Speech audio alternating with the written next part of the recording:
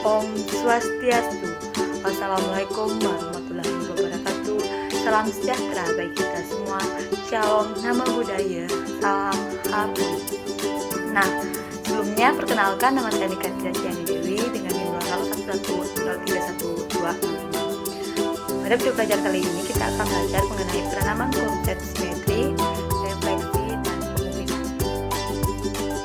Selanjutnya, simaklah video berikut ini.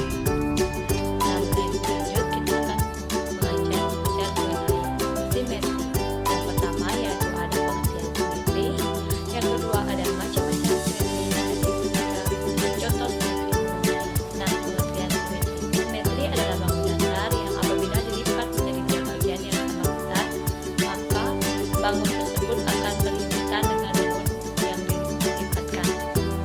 Yaitu macam-macam simetri. Ada dua macam simetri.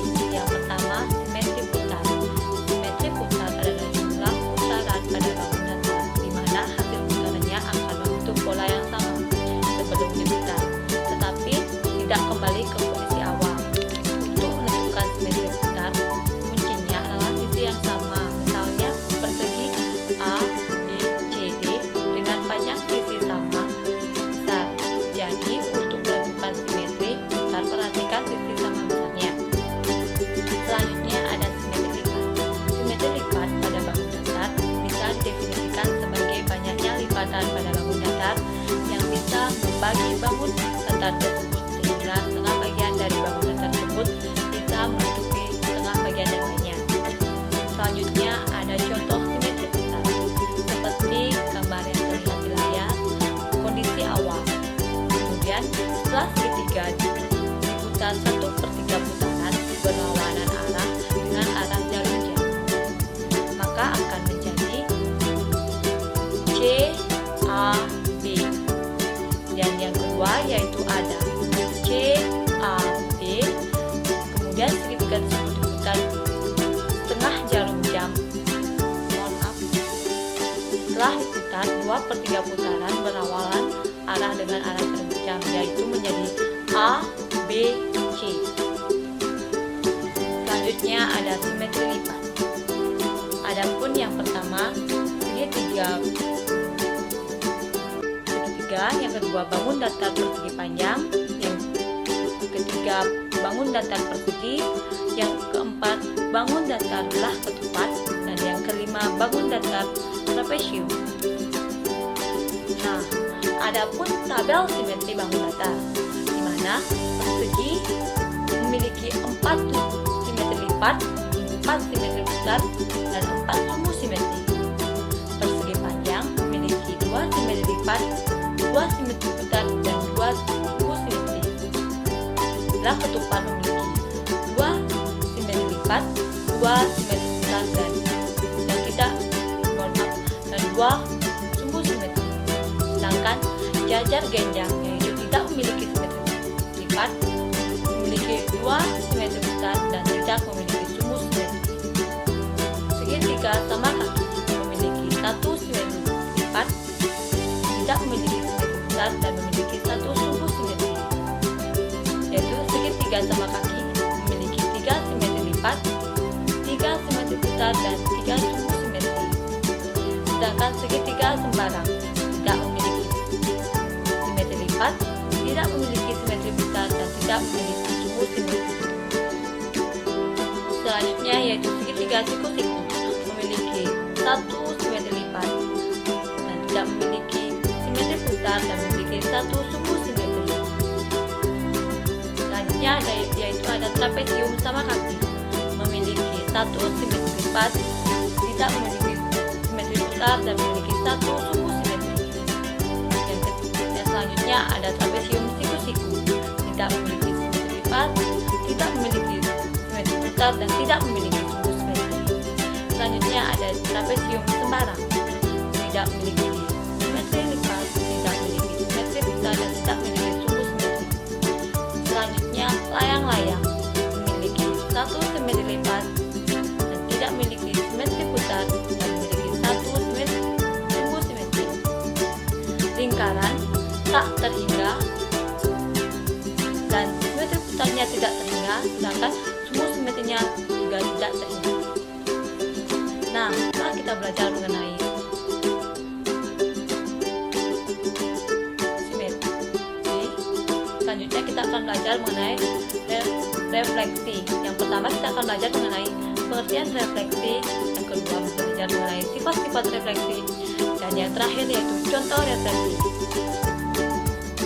Nah, adapun pengertian refleksi. Refleksi atau pencerminan adalah suatu transformasi yang memindahkan setiap titik pada bidang dengan menggunakan sifat bayangan cermin dari titik yang hendak dipindahkan itu. Refleksi suatu bangun geometri adalah proses pencerminan setiap titik bangun geometri itu terhadap garis tertentu. Garis tertentu tersebut dinamakan sebagai sumbu cermin atau sumbu simetri. Jika suatu bangun geometri cerminkan terhadap garis tertentu, maka bangun bayangan kongruen dengan bangunan semula. Selanjutnya ada sifat-sifat refleksi seperti contoh gambar di samping, yang dimana sifat-sifat refleksinya atau pencerminannya sebagai berikut. Pertama, objek dan bayangan selalu sama.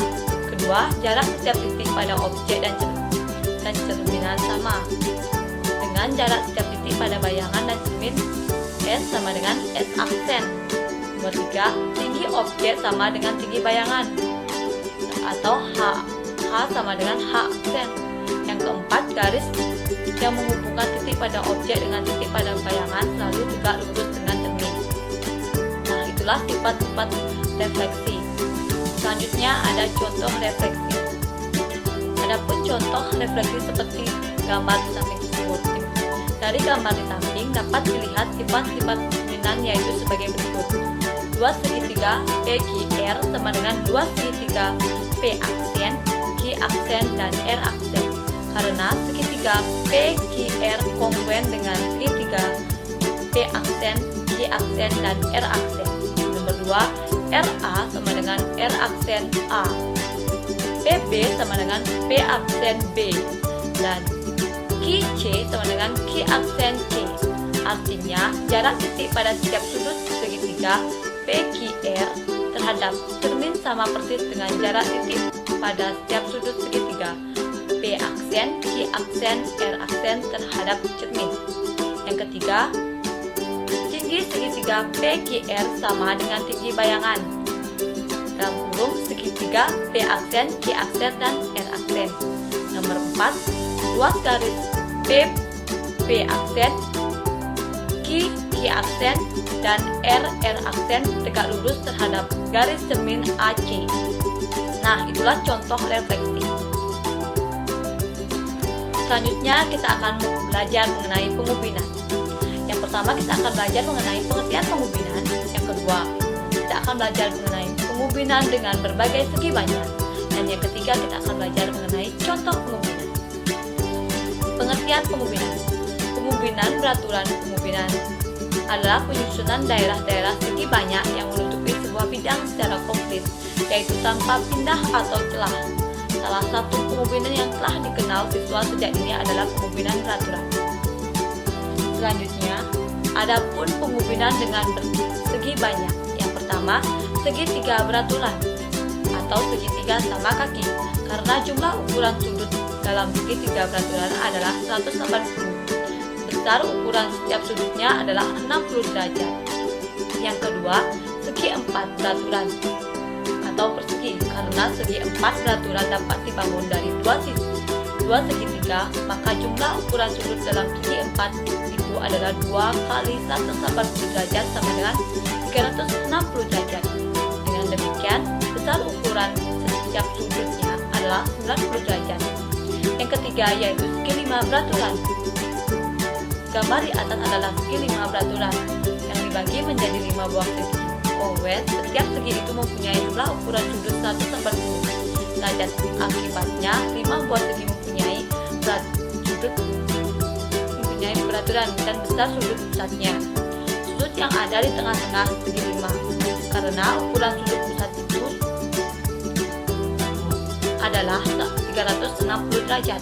Jumlah ukuran segi 5 beraturan itu adalah 900 derajat dikurang 360 derajat sama dengan 540 derajat. Dengan demikian, besar setiap sudut dalam segi 5 beraturan adalah 540 derajat dibagi 5, yaitu sama dengan 108 derajat. Yang keempat, segi 6 beraturan.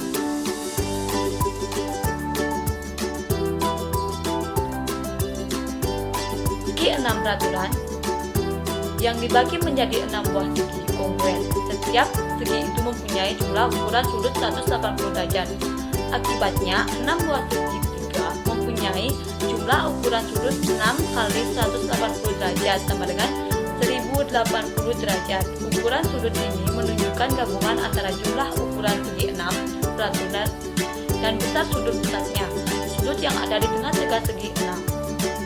Karena ukuran sudut pusat itu adalah 360, jumlah ukuran segi 6 beraturan itu adalah 1080 derajat. Dibang 360 derajat sama dengan 720 derajat. Dengan demikian, besar setiap sudut dalam segi 6 beraturan adalah 720 derajat dibagi 6 derajat, yaitu sama dengan 120 derajat. Nah, itulah mengenai pemungkinan dengan berbagai segi banyak. Adapun contoh pemungkinan. Yang pertama, fluidity adalah mainan penyusun gambar diacak terlebih dahulu, sehingga anak mencoba menyusun di dalam bingkai dengan menghubungkan potongan-potongan kecil sehingga menjadi gambar utuh. Yang kedua, sarang lebah adalah tempat yang digunakan untuk lebah sebagai tempat tinggal dan membesarkan anak-anaknya. Bagian dalam dari sarang lebah merupakan kumpulan struktur berbentuk heksagon yang terbuat dari semacam lilin lebah. Lebah menggunakan ruang heksagonal ini menyiapkan madu, kloen lebah, telur, larva, dan pulpa lebah. Yang ketiga, packing block merupakan produk bahan bangun dari semen yang digunakan sebagai salah satu alternatif penutup atau pengeras permukaan tanah. Paving block dikenal juga dengan sebutan bata beton atau cone block. Yang keempat, dinding adalah susunan struktur padat yang membatasi dan kadang melindungi suatu area. Umumnya, dinding membatasi suatu bangunan dan menyokong struktur lainnya, membatasi ruang dalam bangun menjadi ruang-ruang, atau melindungi atau membatasi suatu ruang di alam terbuka. Tiga jenis utama dinding struktural adalah dinding bangun, dinding pembatas, serta dinding penahan. Nah, itulah beberapa contoh mengenai Sekianlah video pelajaran kali ini.